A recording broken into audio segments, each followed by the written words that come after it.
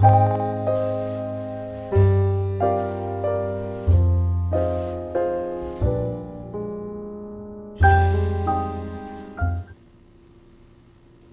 I'm Mayor Jerry Bennett from the City of Palos Hills, and it's good to be back on Channel 4 again. Certainly for the residents of Palos Hills and throughout the region and the state, we've been through one heck of a 4-month period. Certainly unprecedented for the City of Palos Hills in all my years as mayors, is a challenge that took place and somewhat came on quickly in the middle of March.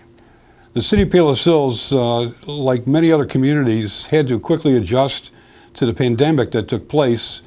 We had to close all of our public buildings. All of our city employees still operated during that time period. However, obviously we had to close to the public. In fact, I want to thank our employees, our staff, our police department, public works department. They worked full time during that whole period. Although we couldn't, again, interact with the public, they were on staff trying to do the best we could, especially in the first couple of weeks when it was very difficult to get some of the PPE equipment. Everybody was kind of scrambling, including us, but I think within a week we began to settle down and began to be able to focus on where we could get those supplies. And Cook County, in the state, the Emergency Management Agency was a great help to not only our community, but I know all the other communities around Palos Hills. Very difficult time, obviously. People were laid off, people were furloughed.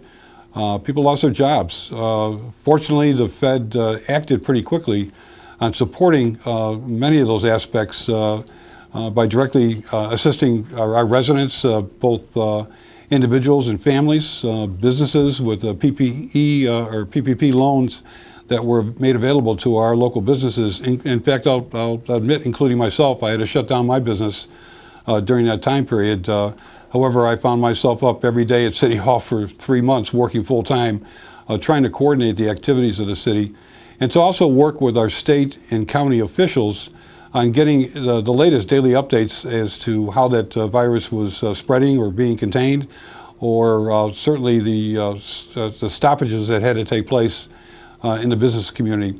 But I must say, I really thank our residents and actually the residents of the entire state of Illinois. That stay-in-home order worked. They said it would in the beginning. It took, obviously, it was a very frustrating period over 3 months to go through all that and entering various stages. But in the end, if you look at the state of Illinois today versus the rest of the country, we're in fairly decent shape. And God bless us all that we continue to be safe as we go about our business as these new phases open up. Unfortunately, in the city of Palos Hills, we had about 267 cases of COVID, and more unfortunately, almost 16 people died of that virus. And certainly, on behalf of the city of Palos Hills, our city council, we extend our condolences to those families. It was a very difficult time because of the limitations of what took place when those loved ones were in the hospital, and eventually when they succumbed to the virus. For those who had to eventually bury them. A very difficult time, again, unprecedented that I've ever seen, and I'm sure for most of us in our lifetime. But again, it worked. People stayed at home. People wore masks. And now as we've gone through the different phases and we enter phase 4, it is almost completely open. Certainly the restrictions that are out there in the phase 4, which allows restaurants now to be open at a 25% capacity. We still allow and will allow outdoor dining, which took place under the Phase 3 program. And fortunately, a lot of our local businesses, or especially our restaurants, did okay. Residents did support them, which we really appreciate. We tried to get the word out as much as we could that they support their local restaurants, and many of them, if not all of them, survived that period. But again, now we enter into the Phase 4, which allows 25% indoor, with a maximum of 50% capacity in those restaurants. And again, as of this date, as we begin to see some of the other areas in the nation, overcrowding and going beyond capacity has led to some renewed problems.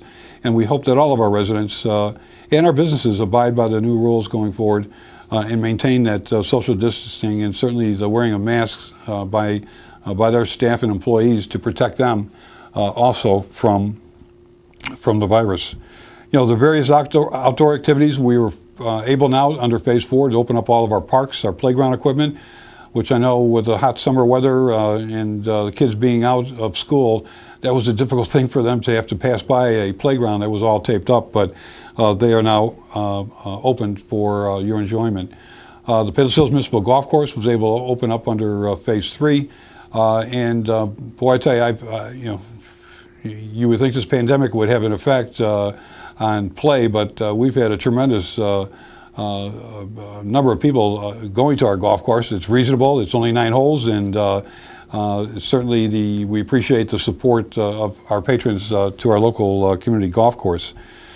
Again, our senior activities, they're still very limited. They're the most vulnerable, but we have begun the Patsy Bus Service, which also involves Palos Heights, Hickory Hills, Worth, and Palos Park to get our seniors around now that want to go to a doctor's appointment or to the grocery store. So that is beginning to come back slowly. As far as the other activities with our seniors, that we're going to kind of wait and see. We're going to want to hear from them as to what they may choose or not choose to do as far as gathering again. Again, the limitation is 50. So if they do want to gather, we'll work something out to where they're able to do it maybe on more than one night if they choose to gather together. So we're slowly moving in that direction. The park department pretty much was, we shut it down in March. We don't believe that the activities are going to pick up until probably August, September.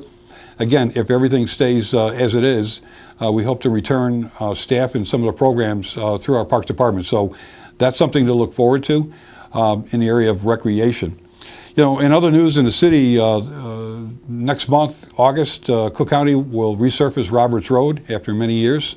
That project will actually take place through Hickory Hills and our community up to Valley Drive, which is just short of 111th and Roberts Road, the resurfacing of Roberts Road.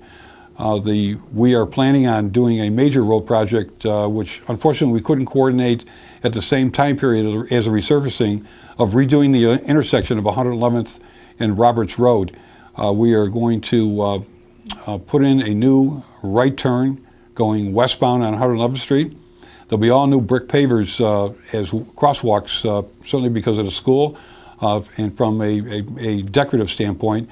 And we'll top it off with a streetscape on all 4 corners. It'll be similar to what Orland Park did at 130 or 143rd and Harlem. There'll be a brick wall planter areas to mark off the gateway into Palos Hills. So we're looking forward to that project. It won't take place until next year. And again, that project is being paid for with federal, state, and county funds. The City of Palos Hills continues to see economic growth in our community despite what's going on. New Thornton gas station will also be located at 111th and Roberts Road on the northwest corner. They'll be taking up the 3 vacant lots, and we're hoping that they're going to begin construction within a month. There's a new Dunkin' Donuts going in at 95th and 89th Avenue. It's approximately across from the Sabre Room. There was a former restaurant. That is supposed to begin construction before the summer is over. There's a new professional building being built on Harlem Avenue, about 105th Street. It's about a 10,000 square foot building. We're looking forward to seeing that going up. And there's 2 other properties on Harlem Avenue that we believe within the next 2 or 3 months, we're going to get an announcement on, again, professional type buildings either being rehabbed or one being an older building being torn down and a new commercial property being constructed on that.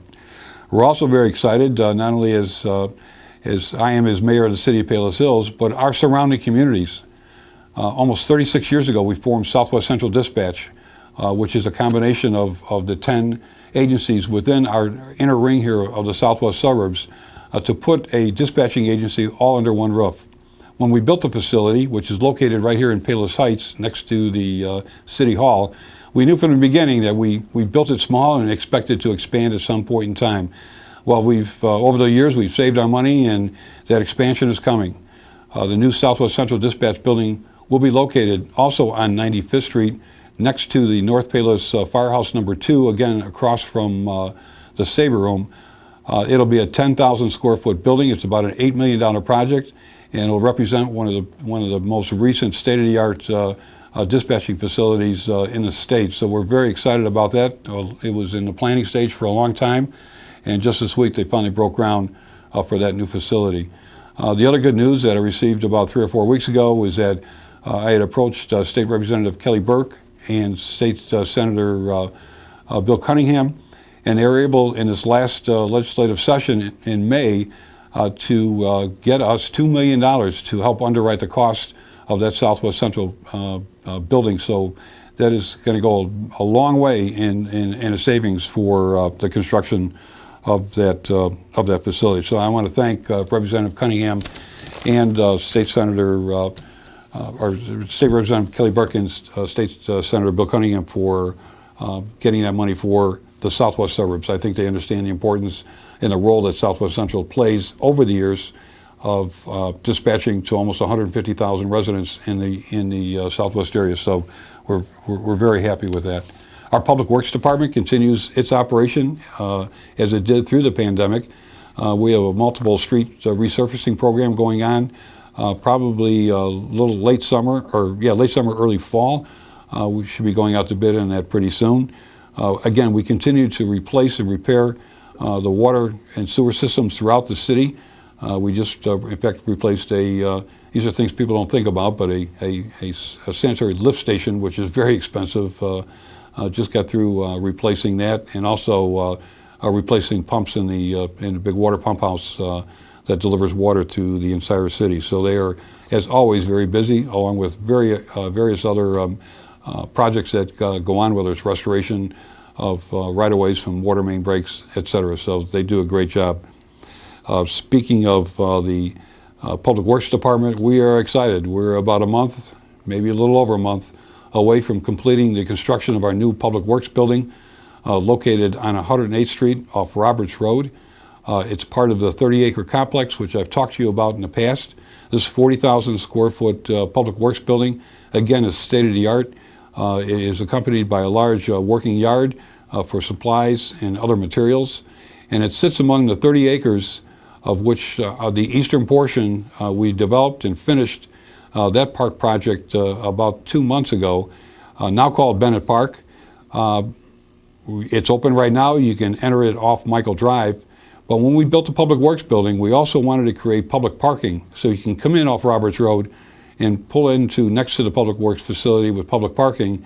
You'll be able to walk over the bridge over Lucas Creek into the east portion of the park where there's a trail.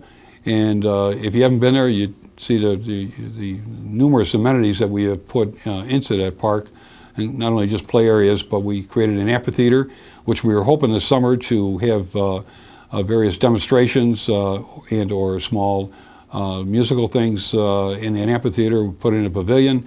We have a waterfall that goes into the lake, along with a walking bridge that goes over it, which surrounds the lake as part of the walking trail. So that was completed about 2 months ago. But when we complete the Public Works facility, probably sometime mid-August, we'll be able to open up that public parking for people to pull in now, right next to the Public Works building, walk across the bridge, and enter Bennett Park on the east.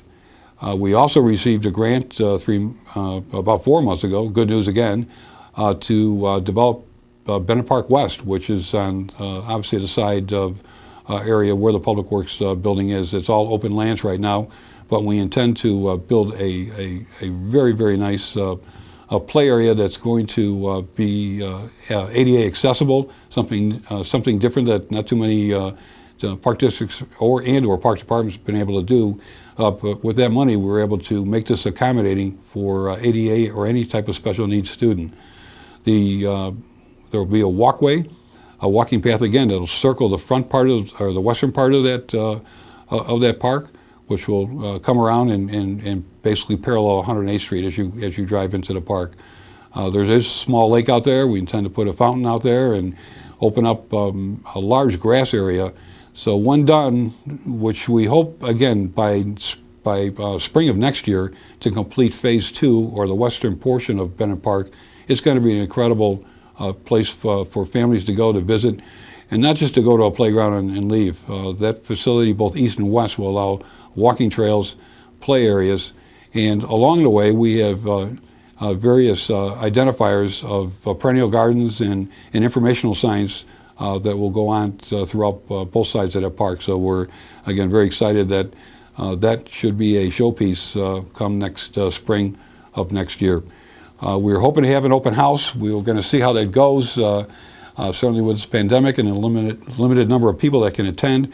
But our intention is sometime around September to have a formal or informal open house on both the Public Works Department, or Public Works facility, and the dedication of Bennett Park officially. So we're, again, very excited about that. The building department, again, too, has been very active with permits, whether it's new construction, as I mentioned, about commercial property, and or residential properties. We've had multiple permits come in for new houses or tear downs and rebuild of new houses on the property. So it's been still a pretty active building season for the city of Palos Hills, coming off last year, which was one of probably our busiest in almost 20 years. So we know people want to come to Palos Hills, invest. We have some of the finest schools. We have the fifth lowest crime rate in the entire state of Illinois. And I think people choose to come to Palos because of its peace and tranquility, nestled also in the forest preserves.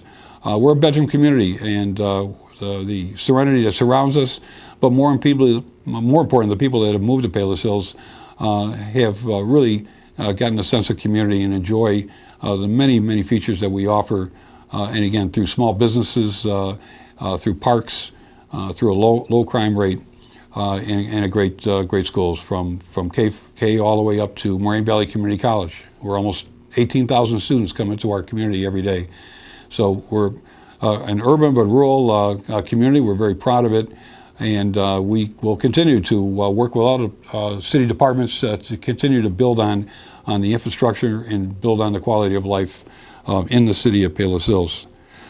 I guess I can conclude by asking our residents, first of all, again, thank you for what you did over the last 3.5 months about staying home and then following the instructions given by the state of Illinois and the health officials as to how we can slowly open up our state and hopefully at some point in time get back to whatever is normal going forward.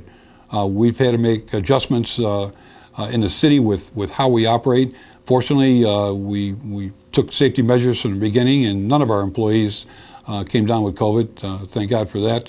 And we continue to be safe and smart about how we go about our daily business.